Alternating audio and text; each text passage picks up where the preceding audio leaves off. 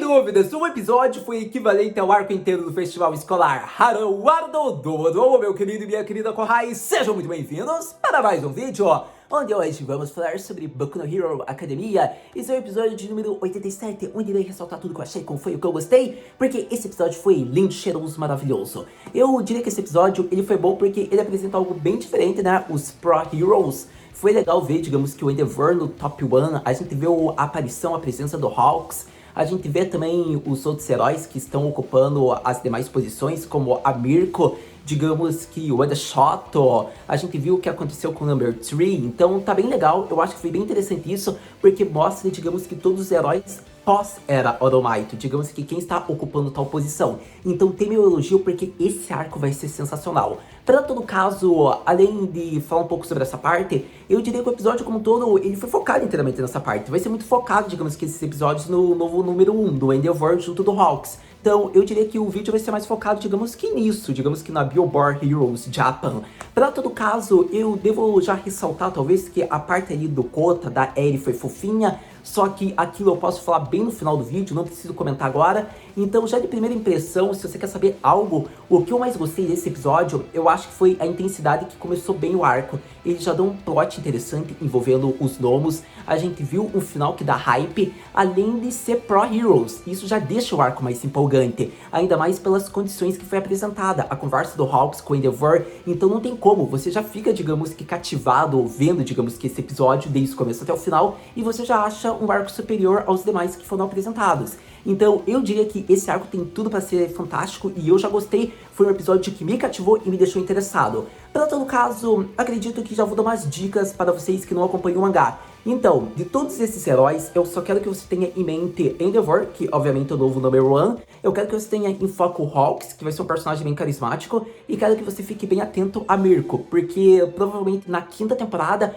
ou se não for na quinta, se for na sexta, ela vai ter uma presença muito enorme na obra. Então eu diria que são os heróis que você deve ficar mais antenado e de olho, pelo menos ao meu ver. Ainda mais porque Boku no Hero, ele tem uma falta, ele tem uma escassez de waifus. E muitos vão falar, como assim, Haru? E o Chaco? E a Yarozu? E as outras? Então, acontece que a Momo, a Yarozu Momo, ela é legal, eu acho a waifu mais atraente, bonita, fofinha. Só que acontece que como a Ochako e as demais, elas não têm, digamos que o impacto de waifu, não tem aquela carisma que deixa a gente cativado. E já a Mirko tem isso, ela fez a sua primeira aparição, nem é o momento que ela vai, digamos, se desenvolver, vai ser o momento de impacto dela, e ela já conseguiu deixar meio que uma luz, assim, pra que a gente fique cativado. Obviamente, isso é a opinião de quem acompanha o mangá, como a minha. Só que acontece que é uma dica que eu quero que você tenha em mente. Provavelmente você vai gostar e já é uma candidata a se tornar a waifu de My Hero, tendo em vista que essa obra não tem, digamos que waifus de impacto, e essa eu acredito que pode ser a grande waifu da obra.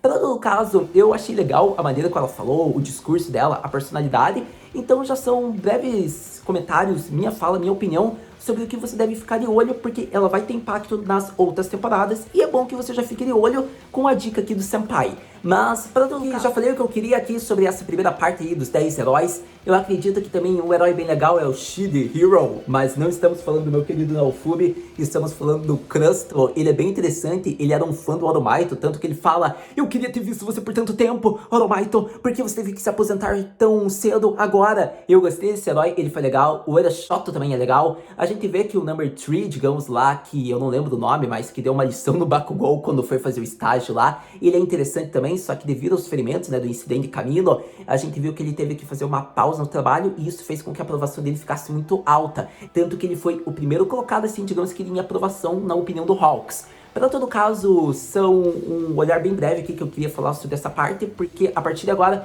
eu vou centrar os vídeos nas partes que eu achei mais relevantes, que eu gostei mais e que eu quero destacar com vocês. Então vamos logo falar sobre Boku no Hero Academia e seu episódio mais recente, mais conhecido como os 10 heróis encarregados do futuro do símbolo da paz. Passando logo a falar sobre as partes relevantes, a gente vai centrar na parte mais impactante, que foi a parte central do episódio aqui no vídeo. Vamos falar sobre o Hawks. Então, o novo number 2, digamos que dos heróis do Japão, mostrou que é extremamente talentoso, dedicado e carismático. A gente viu que quando ele está na rua, ao mesmo tempo que ele está numa conversa natural com o Endeavor, ele consegue salvar várias pessoas, como salvar um cachorrinho, digamos que prender um vilão, ao mesmo tempo que ele atende seus fãs, seja desde uma criança até conversar com um cidadão que está falando, você deve melhorar sua fala, senão você vai fazer mais inimigos. Então ele tem aquela carisma, ele não quer ser, digamos que, o herói mais responsável, ele não quer ter essas responsabilidades do herói número 1, do número 2, do número 3, ele não se importa muito com fama, essas coisas, só que ao mesmo tempo ele não liga, digamos que, de estar, digamos, no destaque, no centro de tudo. O que acontece é que ele não quer pegar a responsabilidade, mas ele não liga, digamos que, de ser o mais carismático, ele tem a maior taxa de aprovação, a gente percebe isso. Pra todo caso, é um ponto que eu já destaco dele, com apenas 22 anos, ele já é o número 2, digamos que, dos maiores heróis do Japão. Pra você ter ideia, por muito tempo ficou o Endeavor e ele já era o number 3, e pra você ver a intensidade, ele é o número 2 agora. Isso é realmente fantástico, fascinante, não é qualquer um que consegue isso na faixa dos 20, pra você ter ideia. E acontece que com 18 anos, ele já havia montado a própria agência dele. E acontece que vários anos seguidos, ele já estava no top 3 dos maiores heróis. Então, se você for ver tudo isso, o Hawks não é qualquer um. Ele pode ser, digamos que, descontraído, todo relaxado, mas ele é extremamente forte e você deve ficar ligado nisso. Ele é um dos melhores personagens, na minha opinião. Para todo caso, agora falando sobre outros aspectos, digamos que, dele no episódio. Por conta que a fala do Hawks acabou com todos. Afinal, tinha o herói que estava falando, eu irei fazer o meu melhor, não é pela fama que eu faço. Tinha a heroína também que estava falando, eu não deveria ter aceitado. Se eu pudesse, eu teria recusado. Teve vidas que eu não consegui proteger, então eu tenho que fazer jus ao título que eu conquistei graças a vocês. Então, após todas essas falas clichês, o nosso querido Hawks só fala: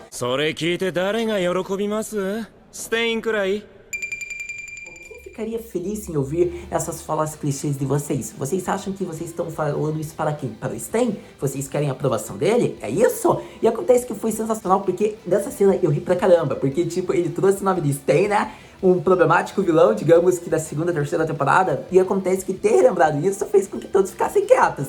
E eu diria que foi sensacional a fala da Virgo, porque ela só fala atrevido, gostei disso. Foi fantástico, porque a gente conhece mais da Seiyu, eu acho que ficou a voz combinando extremamente perfeito com a personagem, então eu deveria ressaltar isso também. Mas eu acho que foi interessante isso, porque realmente ele falou, né, que no momento atual eles não têm mais símbolo da paz, então eles não devem olhar, digamos, para conquistas passadas, não deve ser tipo, eu tenho que manter o legado dos meus antigos senpais. Eles devem olhar o que eles devem fazer agora para o futuro. Eles devem falar algo mais heróico, algo com uma presença de verdade, e não esse tipo de fala clichê que eles dão em qualquer entrevista. Então ele acabou com geral, e acontece que o number 1 ainda não havia falado, porque se o Hawks é o number 2, acontece que está ainda na hora do One falar. E acontece que a gente viu que isso foi problemático, porque qual seria a fala? Qual seria o discurso do Endeavor? Ele teria que mudar totalmente algo que ele teria pensado, talvez, porque não poderia ser igual ao que eles falaram depois dessa fala do Hawks. Então acontece que ao mesmo tempo que o Hawks prepara todo um campo e ele diz o que ele queria, acontece que ele não quis causar só esse impacto. Pode ser que também tenha sido um teste para o Endeavor, porque realmente, como ele diz, a taxa de aprovação deveria ser o algo mais importante agora, porque ele disse realmente qual seria a posição de verdade de cada um se fosse para aprovação. Seria o herói lá que teve que fazer uma paralisação por conta dos ferimentos em primeiro lugar, ele em segundo, Eddie em terceiro, Endeavor em quarto. Só que acontece que como não foi feito isso, eles devem olhar agora para o futuro, devem focar no que é prioridade, e acontece que por isso ele diz, falem algo mais heróico, algo com presença, impacto. Então, quando ele fala herói number 1, que teve a taxa de aprovação melhor que a minha, é hora de você falar sua fala, seu discurso. E foi interessante isso, porque o Hawks, ele ia ser morto segundos depois, como a gente viu. Só que acontece com o Endeavor, ele teve que raciocinar tudo que ele poderia falar nesse momento. Vemos que foi uma fala curta, fria, mas digna de alguém que ainda não está acostumado com o primeiro lugar, mas que vai tentar se estabilizar lá e vai ter conquistas para mostrar que ele pode ser o sucessor do Oromaito. Por conta que ele só diz, ele pensa na conversa que ele teve com o Oromaito, o que é ser um símbolo da paz, e ele já manda a direta para todo mundo. Após o incentivo desse jovem, eu só digo uma coisa: observe em mim, porque eu estou aqui, eu irei suceder. Era tipo isso que ele quis dizer. A simples fala, apenas me observem, gera vários pontos de vista, interpretações e mostra a presença de alguém que quer se tornar de verdade o número 1, que quer ter, digamos, essa posição pelos status e pelas conquistas. Não é só porque o antigo número 1 se aposentou que agora ele teve esse direito de ser o novo número 1, e sim pelas conquistas. Foi essa a fala do Endeavor, e eu acho que foi fantástica. Conta que acabou a era Oromaito, é uma era nova, ainda está se estabilizando, vai gerar insegurança por parte das pessoas, como foi apresentado pelo Hawks.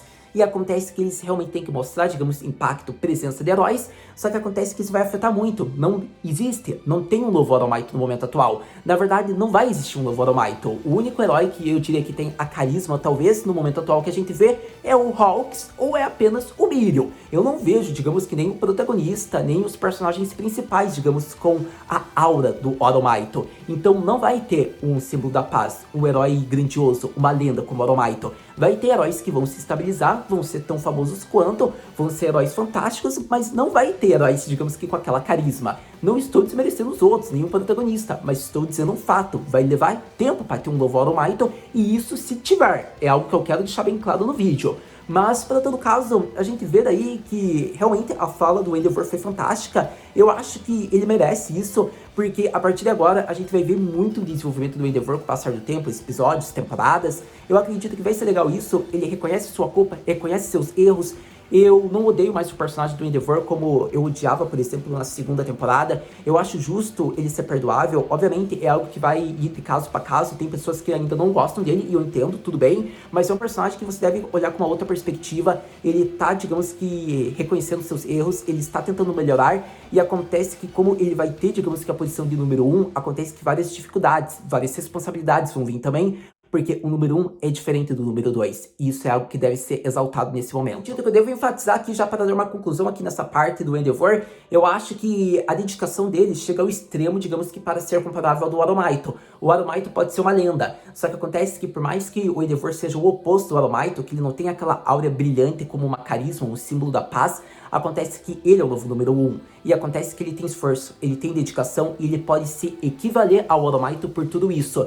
Então eu diria que o Endeavor promete ser um grande número 1. Não posso dizer que vai ser uma lenda, mas vai ser o herói número 1 que vai estabilizar, digamos que esse mundo, eu acredito, após a Era Oromaito. Para todo caso, acredito que é o ponto central que eu posso falar até o momento, tendo visto esse episódio, minha breve opinião aqui. E acredito que com o passar do tempo a gente volta a falar mais do meu querido Endeavor. Para todo caso, a gente continua falando ainda do episódio em ligação a ele, porque acontece que o nosso querido Hawks quer fazer uma parceria com o novo número 1. Finalmente chegando na parceria de Hawks com o Endeavor, vamos para o momento central, que foi o mais impactante, que é o final do episódio até, onde a gente vê a luta épica que vai gerar a hype para o próximo episódio, onde veremos o novo Number 1 versus um novo remodelado. Então, eu acredito que foi interessante porque isso tem ligação ao pedido do Hawks. Ele quer fazer uma parceria com o Endeavor, basicamente porque Endeavor tem a posição de número 1. Não é como se ele fosse fã do Oromaito e como se o discurso dele fosse para afetar o Endeavor como os outros heróis. Mas era uma realidade e ele queria ver, digamos, também a presença. Ele queria ver como o Endeavor também poderia se sair, embora ele não queira admitir essa última parte. Só que acontece que ele disse que o discurso, a fala do Endeavor foi muito maneira. Ele soube ser um herói. Não é à toa que o Hawks aplaudiu a fala do Endeavor. Foi a única que ele achou digna. E foi interessante isso, porque a gente vê que, basicamente, ele fala sobre os rumores em torno dos gnomos. Acontece que desde a prisão do All For All, né, acontece que não foi achado mais nenhum. Então a pista são que ou acabou os gnomos, ou acontece que não foi achado porque o único que sabia era o All For All. E nesse momento a gente vê que nas conversas diárias do dia a dia, seja digamos que das crianças saindo de escola, seja das donas de casa, o Hawks tem sabendo pistas, ele vem descobrindo e vem investigando silenciosamente. E acontece que sobrevoando várias regiões, ele vê que são apenas rumores, mas sobre os gnomos remodelados é algo que deve ficar de olho. E nesse momento, vemos que a conversa vai se intensificando, né? Digamos que vai indo, o Endeavor falando, o Hawks fala que a partir de então o Endeavor só tem que fazer algumas patrulhas e depois avisar ele que não tá tendo nenhum problema. E acontece que ele quer ser tipo o producer do Endeavor. Ele realmente quer fazer com que o Endeavor seja o novo líder. A aposentadoria do Oromaito foi realmente algo chocante. E tendo em vista isso, acontece que precisam de um novo líder, um novo herói que possa assumir essa posição. Então o Hawks quer fazer do Endeavor esse novo herói que tem essas responsabilidades, enquanto ele só vai jogando as pistas. E vemos que acontece que a conversa vai se finalizando quando um dos gnomos acaba chegando. Nesse momento a gente viu que o Maonessan, né, digamos que daquele restaurante ia servir algo para eles. A gente viu que o Hawks, ele, digamos que protege a mulher. e a gente vê que o Endeavor já prepara pra luta, fala que é para o Hawks evacuar todo mundo, que ele vai começar a batalhar, porque não era apenas rumores. Então agora vai ficar interessante isso. E assim se conclui o episódio, com tensões e uma batalha começando para o próximo episódio, envolvendo o rumor dos gnomos, que não é mais rumor, é uma verdade, há vários gnomos, versus o novo número 1 dos heróis. Sem dúvidas, ótimo episódio para My Hero Academia. Eu acho que esse episódio mostra muito do Endeavor, digamos, o amadurecimento dele, a posição como o number one. Eu acho que vai ser interessante isso, porque a gente já havia visto um amadurecimento quando ele conversa com o Todoroki, ele quer ser um herói que orgulha o Todoroki, como todas as pessoas. A gente viu que ele vai ter pessoas que vão torcer por ele. Um dos pontos mais engraçados é ver, digamos, que um fã dele, que ao mesmo tempo que queria pedir autógrafo, não queria, porque ele é o tipo de herói que não atende, e acontece que ele quer mudar essa visão. Então acontece que ele acaba estragando a visão daquele fã que gostava daquele Endeavor que não atendia fã. Então, poxa, o cara ia dar o autógrafo e o garoto não gostou. Foi muito engraçado por tudo que ocorreu, né, no passado dele como herói número 2. Então, eu acho que foi interessante isso, foi muito engraçado, porque o Hawks fala, eles tinham uma visão totalmente diferente de você. Então, eu acho que vai ficar interessante essa parte. A gente vê que o Endeavor, ele vai mudar muito, e isso é uma parte que eu gosto, porque eu me apaixonei por esse personagem. Não vou dizer que é o personagem mais favorito, que é o que eu mais gosto da obra, mas é um personagem que hoje em dia está tendo um carinho por parte minha. Então vai ser legal ver, digamos, que todos reconhecendo, vendo a primeira batalha dele como herói número 1, realmente tendo esse título contra um gnomo para salvar todas as pessoas.